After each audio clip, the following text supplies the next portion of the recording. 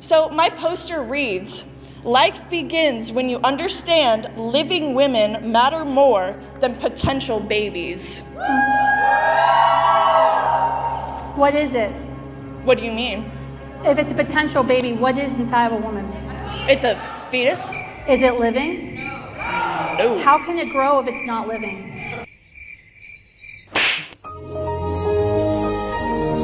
I do have one thing to say to you. How is it that when my mom was in college 30 years ago, she was protesting the exact same thing that me and these wonderful other women and men on this side have been protesting? How is it? Why? Why? It is a basic human right to have an abortion, to have a choice. Everyone, I have a video from Kristan where she's faced with the confrontation from this particular individual, and the way it unfolds is absolutely shocking. I'll be also giving my thoughts along the way. Let's jump into it and watch.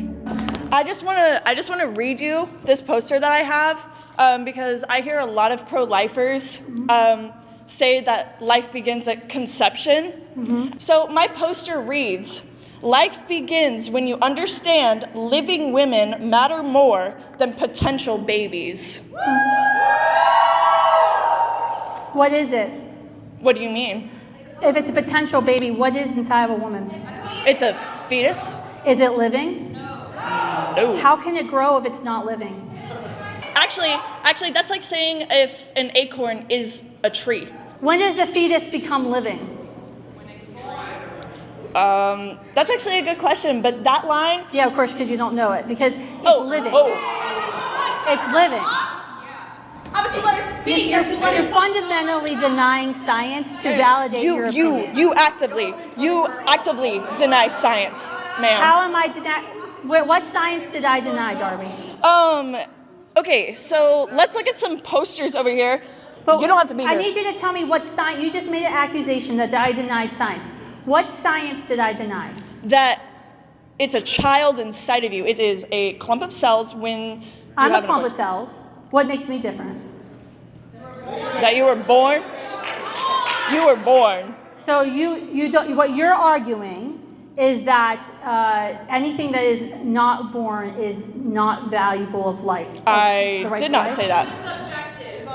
It's subjective. So when does a child or fetus or clump of cells, whatever you want to call it, when does this clump of cells or fetus become living? When it can sustain its own life. But when is the sustainability? That's exactly what she just said. No, when is sustainability? 21? About like 30 weeks to born, like 24, 30. Because how do you sustain life? Like my newborns aren't sustainable. You can't just have a newborn and they just live on their own, right? Right. They're not sustainable. They need help and assistance to survive. So is a newborn not worthy of life? Is a newborn not worthy of life? I do have one thing to say to you. How is it that when my mom was in college 30 years ago, she was protesting the exact same thing that me and these wonderful other women and men on this side have been protesting? How is it? Why? Why are we still protesting? Why are we still having to talk about this issue? It is a basic human right to have an abortion, to have a choice. The reason we're still having the question is because some people don't want to accept the natural consequences of heterosexual sex and be inconvenienced by another human life and want to selfishly choose to end human life in order to have their whims met. It truly boggles my mind. In a society that places so much value on higher education, many college students seem to be far from genuinely educated. Despite the time, money, and efforts invested in attending colleges and universities, there is a notable disconnect between the education that they are receiving and the knowledge or insight they actually possess. And this is sad, ladies and gentlemen, because instead of engaging in deep, thoughtful conversations or contributing with well-informed opinions, many students struggle to articulate meaning. They struggle to articulate meaningful thoughts or provide any substantial arguments. Can you imagine this? It's as if they've gone through years of schooling without truly grasping the core principles that should be central to their education. And this is crazy. This is crazy. So when I was Disgustingly wrong. raped, ooh, yeah, got real quiet, didn't it? When I was raped, and if I was impregnated, I would have to bear that child because the government says so. Because you want to take away my right to not bear that child. I don't want to have to bear the child of my rapist, who, hey, by the way, walks free on this campus. Yeah. And he raped me in high school. Ooh, yeah. Yeah, that's a real shocker. And please do not say, oh, I am sorry that you were raped. I am sorry that that happened to you. But Shut why? your mouth. Why would I have to bear the child of my rapist? Do you want me to answer? Yeah, I would love to hear your opinion. I am sorry that you were a victim of sexual assault. Didn't I No, just excuse say? me. Just say to not say that. I am sorry that you are a victim of sexual assault and you've had to survive that. And I can't think of I can't think of anything more heinous to happen to another human being than sexual assault. Answer the question. But I would say that every human being has value, and that doesn't matter the circumstance of your conception. If I were raped and I chose not to have an abortion, I became pregnant because of the rape, if I was one of the 5% who became pregnant, if I chose not to have an abortion, if I chose not to have an abortion, would I be justified at 2 years old to kill my child? Here they go. Why is that an outrageous statement? Why? Because we acknowledge it's a living child, and even those who support abortion acknowledge it's a living child. That, my friends, is the crux of our argument in the pro-life movement. That a child before birth is the same as a child after birth.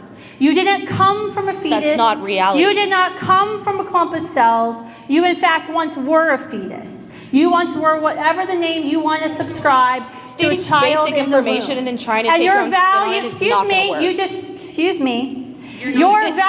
in me. the womb is the same as your value Sorry. outside of the Move the womb. mic. And in the pro-life movement, we believe that every human being has an equal right to life and is equally valuable. That the crimes of our parents, the crimes of our fathers, do not mean that we do not have value or that justifies the ending of our human life.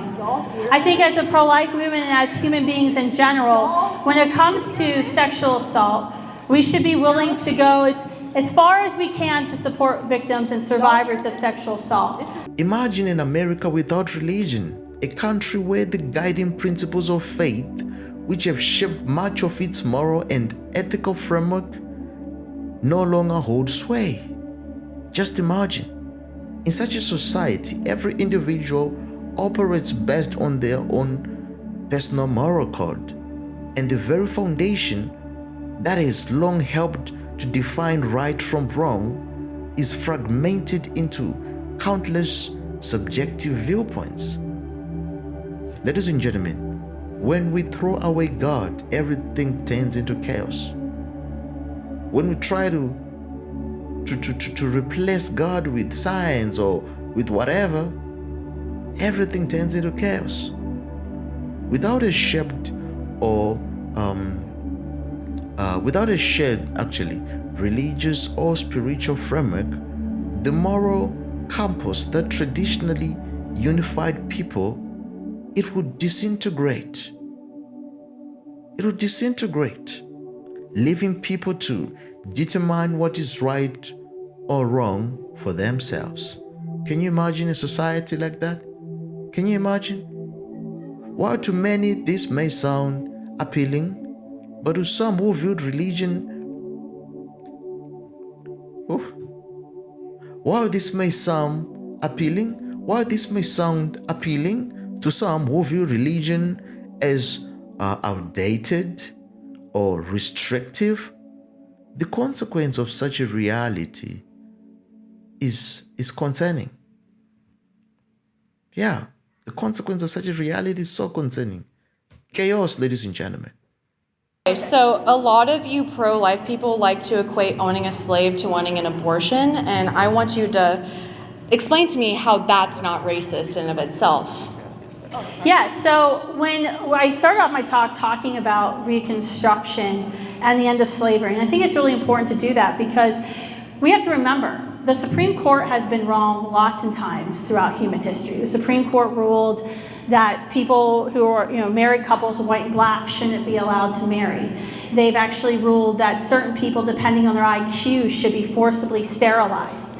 The Supreme Court ruled that black Americans weren't full persons. So when you hear the pro-life movement talk about slavery, talk about historical injustices. You're not just when you hear us talk about historical injustices that are committed, the reason we talk about slavery, the reason we will sometimes bring up what Nazi Germany, the atrocities Nazi Germany committed against Jewish brothers and sisters, is because these are all times in history, these are all times in history where the popular opinion was that because society or because the majority said that a certain person wasn't the right skin color, didn't have the right religion, that it was okay to discriminate against that person. It was okay to enslave that person. It was okay to blow those people into cattle cars and send them to concentration camps, never to walk outside freely again.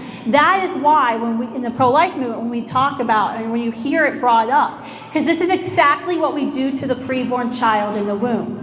We say because they're inconvenient or because we don't like them or whatever, they're not full humans.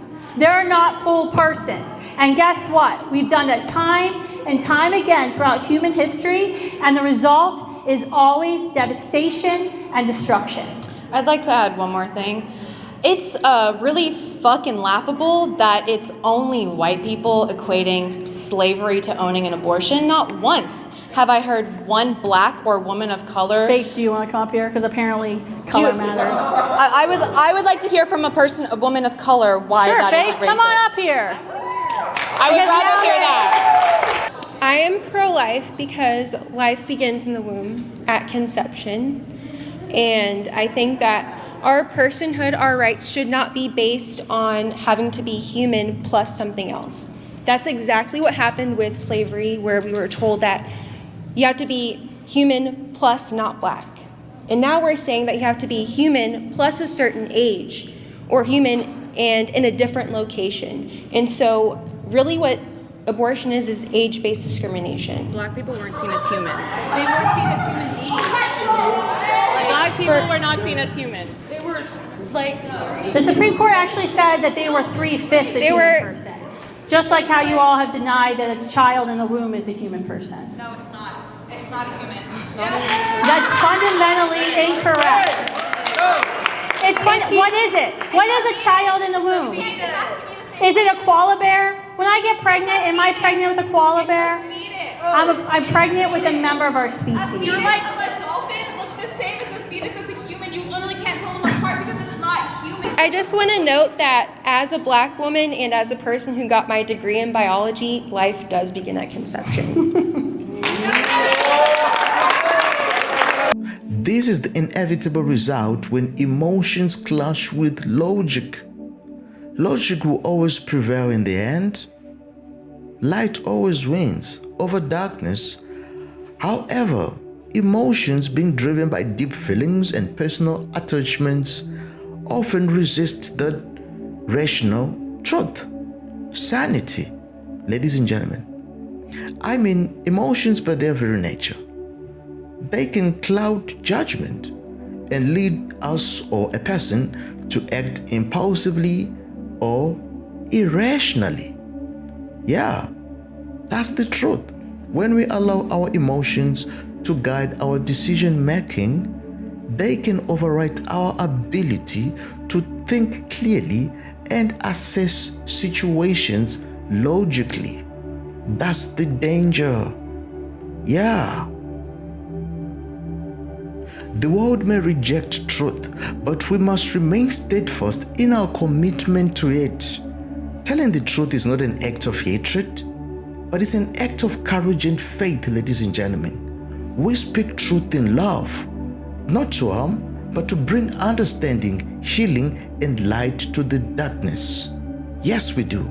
Even in the face of opposition, we can trust that God is with us and He will give us the strength to stand firm. Amen. In summary, preaching the gospel of Jesus Christ is an incredibly worthwhile mission.